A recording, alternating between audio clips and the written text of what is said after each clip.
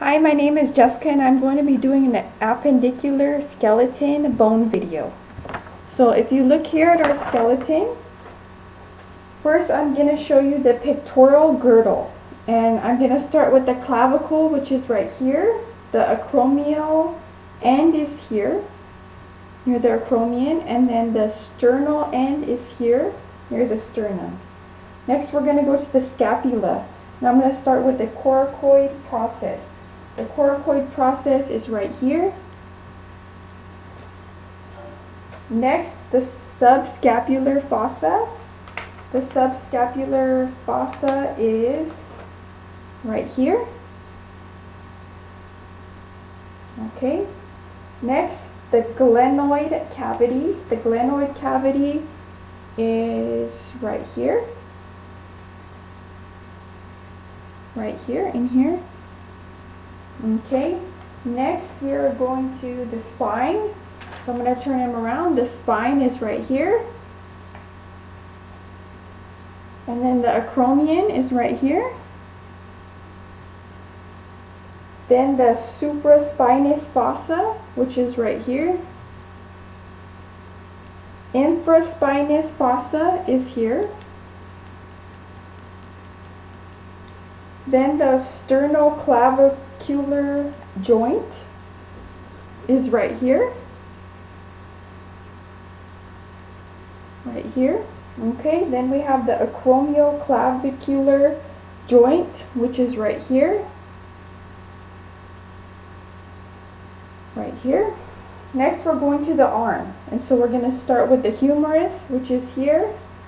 And then the head of the humerus, which is here. Then the greater tubercle, which is right here. And the lesser tubercle, which is right here. This point right here. Okay.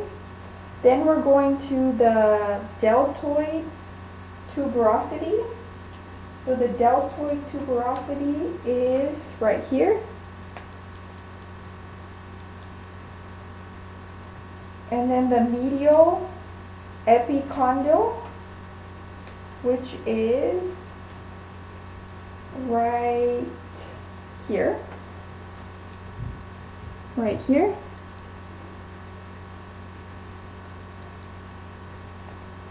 And then the lateral epicondyle, which is right here.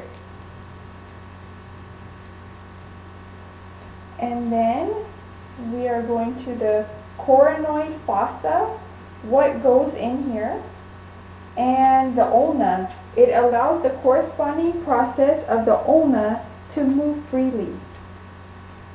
And we are going to find that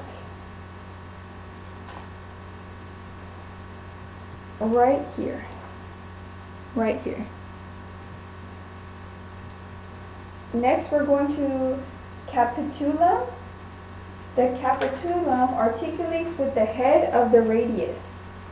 So the capitulum is right here. Next we are going to the trochlea.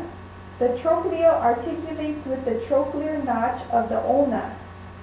And the trochlea is right here.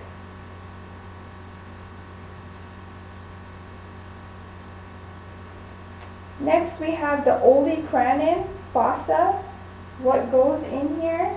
The humerus, the olecranon fossa receives the olecranon process of the ulna when the elbow is flexed. So that you will see right here, right here, right here. Okay, now we're going on to the carpus.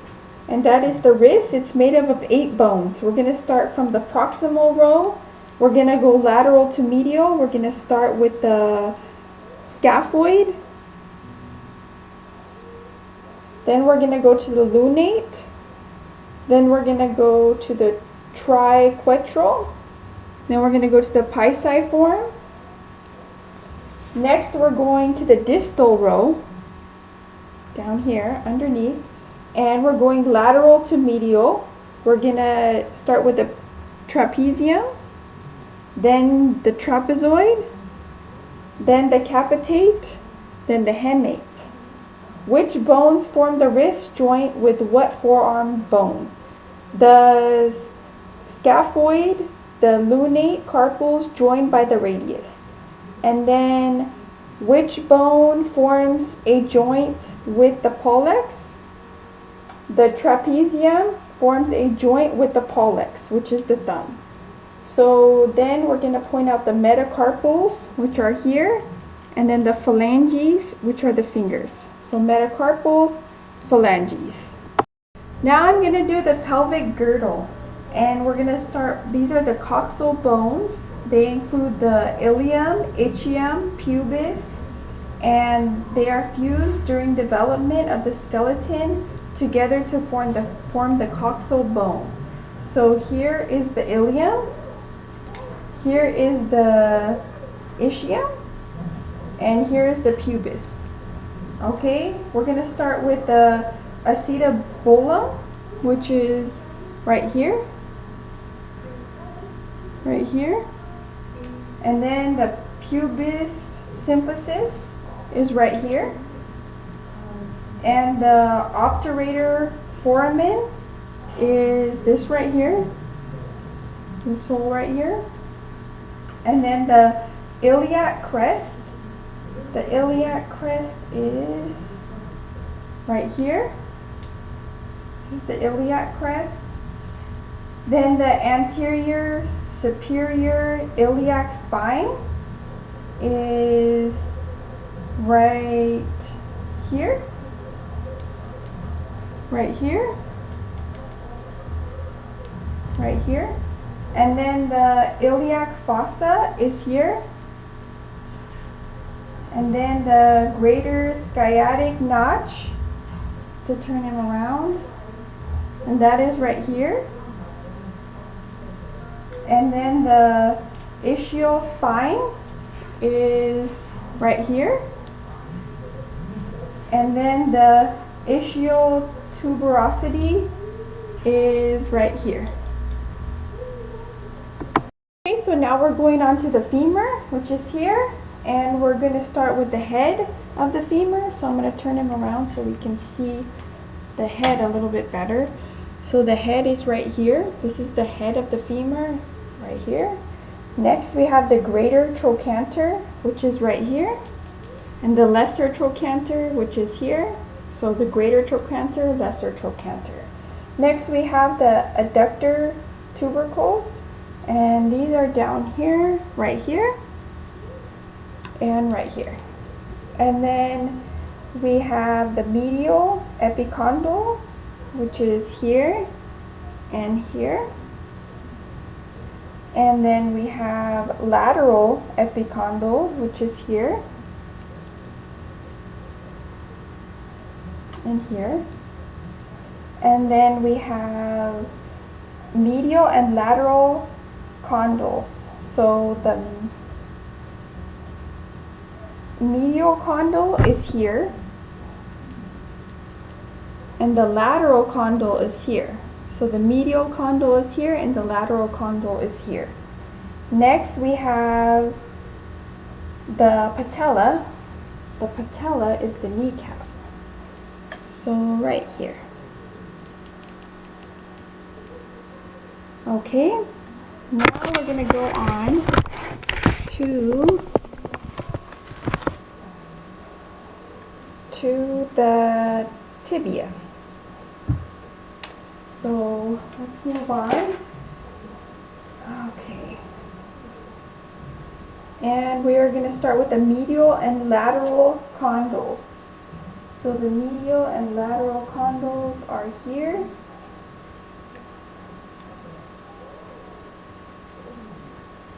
Right here. Right here. This is the medial condyle.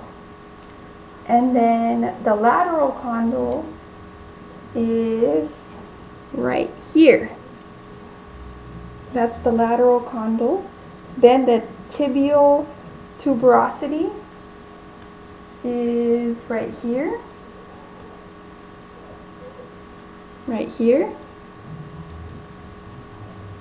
And then the medial malleus is right here, way down here. Let's see, right here. This is the medial malleus. And then the proximal and distal tibiofibular joints. So we have the proximal tibiofibular joint, which is right here, and then the distal tibiofibular joint is going to be down here, right here. Okay, now we're going to do the fibula. So this is the head of the fibula. This is the lateral malleolus.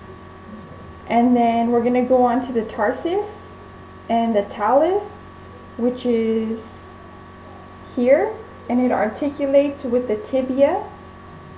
Okay, then the calcaneus, which is the heel right here. And then we're going to go to the cuboid. The cuboid is right here. And then the navicular is right here. And then the medial and the intermediate and the lateral cuneiform bones. And then this is the metatarsus and the phalanges and the hallux, which is the big toe.